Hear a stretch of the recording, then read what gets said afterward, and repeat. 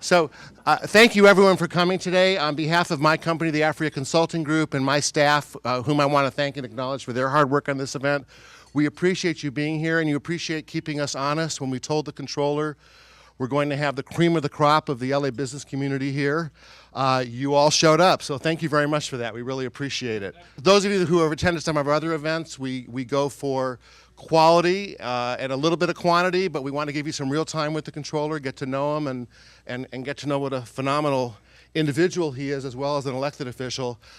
I'm not introducing John this morning, but I just have to say that of all the years and all the elected officials I have worked with, very few embody the meaning of public service, who really care about doing what's right by government, what's right by the taxpayers. And John is a unique individual. The only other thing I want to say about John before I turn the mic over is when you're at an event and John Chiang is there, he is always the nicest guy in the room. And Jeff Prang and I were talking before the event about John is the real deal. He's genuine, he cares about doing the right thing, and we're really fortunate to have him in public service as opposed to being out there making a lot more money than he could make. So I never relinquished the introduction, but I have another very special and phenomenal elected official here today who's a dear friend of mine and a dear friend of the controllers. And he is the mayor, not the mayor, but he will be the mayor soon, and he's a council member for the city of West Hollywood. He, years ago, worked for Board of Equalization member John Chiang. And while these are not political events, they're community and business events. If you hear rumors that he is the front-running candidate for state assembly in the 42nd district, no one here would deny those rumors. So it's my great pleasure to introduce my dear friend, West Hollywood Council Member Jeffrey Prang.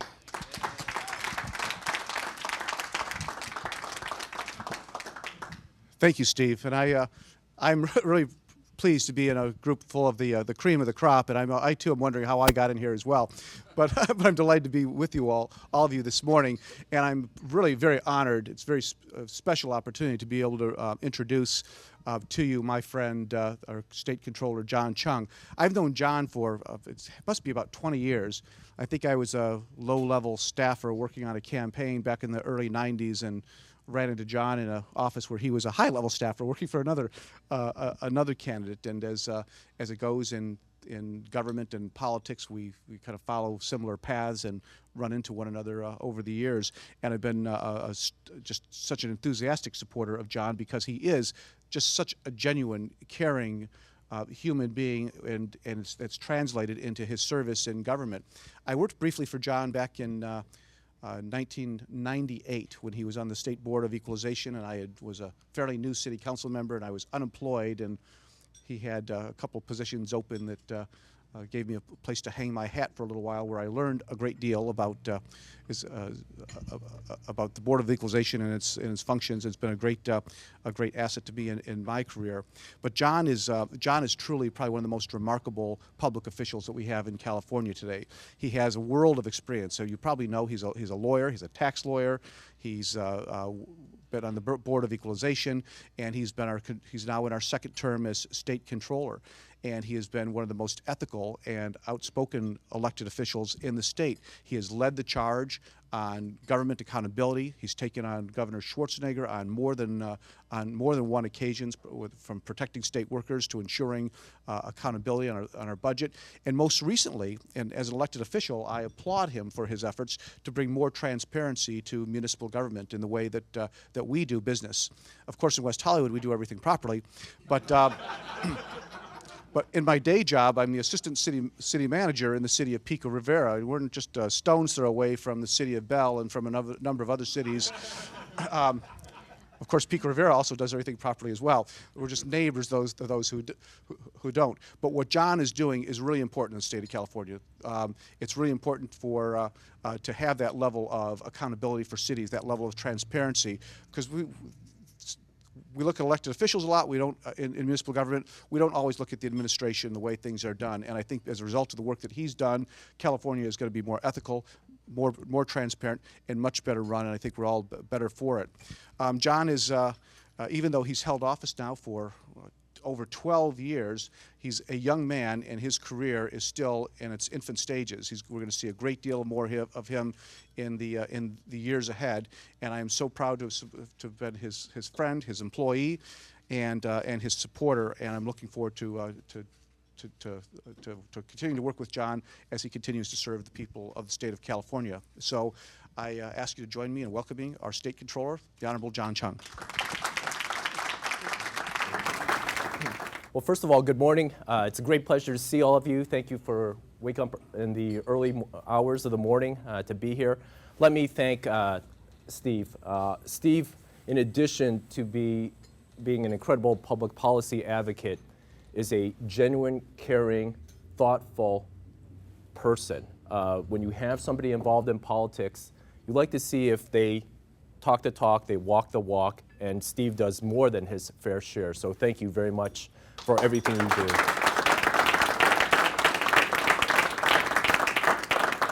And in addition, let me echo some of those comments. The state needs tremendous leaders who have a greater sense of what all of our responsibilities, obligations, and contributions can be. Jeff has demonstrated tremendous service in the city of West Hollywood.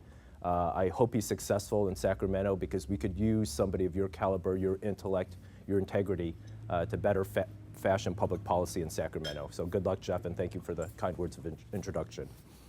I'm very happy to see all of you. Steve asked me to talk a little bit about the state's fiscal condition. I am actually encouraging you to interject because I want to make this meaningful to you. So think about why you came here, what the points are that you want a response to, and then I'm open. So I'll easily digress. But let me give you a sense. There are 8 statewide constitutional officers here in California. I am the state's chief fiscal officer. So the core functions of the state controller's office are accounting. I'm one of the 3 principal auditors for the state. I'm the state's cash manager. We disperse about 44 million disbursements a year. I also sit on 78 boards and authorities. So I sit on the Investment Authority. I sit on the State Lands Commission. I chair the Franchise Tax Board, so it's my signature on your tax refund check. I sit on a whole bunch of financing authorities that impact affordable housing or energy development or transportation development. And so let me go back to the beginning of my first term to give you a sense of what I've tried to accomplish and where we are. So in my first year in office, what I wanted to do was what Jeff alluded to. I wanted to bring greater accountability and transparency to the finances of the state of California. I had the good fortune when I met Jeff of working in the state controller's office as an attorney 2 decades ago. And so the people there are my friends. And as I went around and met the then 1,300 employees, I said, I want to make this the best public fiscal office in the United States of America. I don't want to play politics with the office. I want to highlight your skills so that when we go out and win national honors, you will go there and be recognized for your work. And so one of the first things we did a couple months later is we worked on it and we started posting the state's financial information. So you get the information at the same time, in most instances, obviously not during crisis, as the governor and the legislature.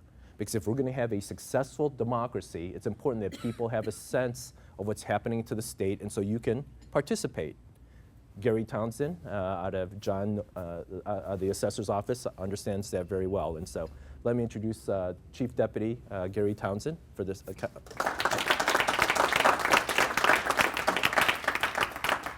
And so 3 months later, we started posting the state's information. Now, I didn't know what it was going to uncover, frankly, and it got me into some political difficulty. Because once we released that information, and I was doing a press conference in Sacramento about providing free tax services, encouraging people to e-file because you get your tax refunds on a quicker basis, I was asked by a reporter a question, what's the current fiscal state of California? And I replied that we had collected $1 billion less than estimates. Well, that upset some of the other office holders in Sacramento. And they said, how dare you provide that information? Why are you doing so? I said, the controller controls that information. I think it's important that everybody has a sense. It comes out in reports, but one of the things we wanted to do is we wanted to translate it in English so that people understand what the numbers actually mean. And that's why it's critical, because a few months later, does anybody know what happened in July of 2007? July 12th, 2007 is the last state California was operating from a cash balance perspective in the black, or operating positive. So we've been operating in deficit since July 13th, 2007. And if you think about where California's position rests relative to the rest of the world, we are the world's 8th largest economy. You should not be operating in deficit if you want to build a state of higher standard of living, of prosperity, of pushing the things that create a great society. Let me juxtapose another question so that we start to get a sense of what's happening in California. Does anybody know when the national recession officially began? Close? I'm sorry. December of 2007. National Bureau of Economic Research declares when a recession begins. So December of 2007. So just those 2 dates alone gives you a sense of what was happening. We started going into the red before the terrible recession began. So because of the poor fiscal management of the state, we were in deficit. And then we saw what was happening with the calamity of 2008. First quarter 2008, anybody remember what happened? It was awful. So first quarter 2008 sort of looks like some instances that we're witnessing today. We had rapid commodity inflation. Gas prices were over $4 a gallon. That's what we're seeing today. And that has an impact in the wallet of hard working Californians, because when you think about a single individual and their median income a couple of years ago, it was about $52,000. For a multiple family household, it's $58,000 before taxes. So if you're taking out money for more gasoline, that has an impact on their viability for the rest of the things that are critical to them. Housing, education, other aspects of transportation. You go a little bit further, we had Bear Stearns, one of the leading financial firms, go bankrupt. Then we saw a liquidity crisis, a credit crisis, an insolvency crisis. Insolvency meaning like Circuit City, going permanently under. And so that was having a toll on this state. Governor Schwarzenegger signed a budget on September 23rd of 2008 for an amount in excess of $100 billion. I told Governor Schwarzenegger that that budget figure did not work and that they needed to work on it because it would have severe consequences to the 38 million Californians. A few months later, and he disagreed with me, and a few months later, the toll started appearing. Because if you remember, in December of 2008, we had to shut down financing for over 5,300 infrastructure projects in the state of California. Bridges, highways, other types of construction. Each $1 billion of bonds is worth about 18,000 jobs here in California. Those bonds had a worth of about $18 billion to the California economy. Why did we do that? It's one of the 78 boards I sit on, the Pooled Money Investment Board, because we had to keep California from running out of cash. Cash is king. So in January of 2009, what I'm looking at, because I'm the state's cash manager, we have $2.7 billion in the state treasury. Expected tax revenues for the month of February are $3.3 billion. But I have before me $10 billion worth of bills. So what I'm trying to do is to protect the California dream, to make sure that this state does not go insolvent. I don't think any of us in this room want to see schools shutting down, healthcare being taken away from vulnerable populations, and even further economic and social havoc. So I had to make a difficult decision, which was very unpopular for many, but I had to look at the greater good. I had to temporarily halt refunding taxes.